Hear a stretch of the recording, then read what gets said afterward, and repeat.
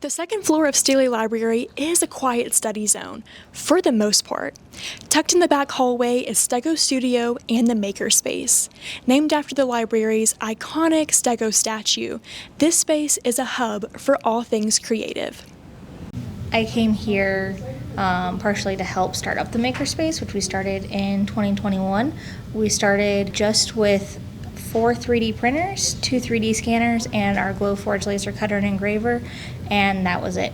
Right now we have 15 3D printers, 3 3D scanners, still the 1 Glowforge laser cutter and engraver, 2 Cricut automated cutting machines, 2 button makers, and we just added a sewing machine, an embroidery machine. Everything that you can do in Stego Studio is completely free. It just has to be related to classwork or to research.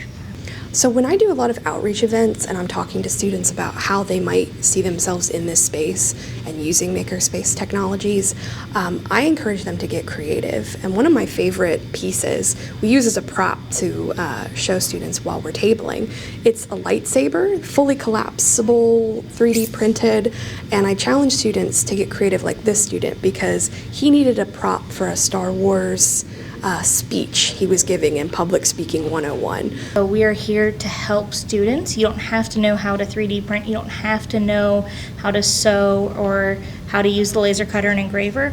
We're here to help you get that idea into a physical object. We've had tongues, we've had mushroom clouds, we've had mushrooms. I would like to just briefly touch on Stego Mania, which we did have as part of our Victor Fest suite of events for returning students at NKU and first-year students. That was so well attended. I think the Stego space isn't talked about enough. It's like nobody knows that it's free for students if it's for a class. Nobody knows that it's there.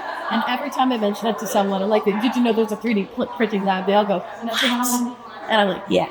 I say high-tech, low-tech, the 3D printing, the laser cutting, high-tech, but things like paper crafting, sewing machines, coloring pencils, zine, supplies to create your own magazine, low-tech. So I think, there's something in here for everyone. Coming events, wow, they're creating some journals and planners, learning how to 3D print little pumpkins for Halloween, keychain personalization, all sorts of things are planned for the semester and beyond. So definitely checking out our social media is really important to stay tuned.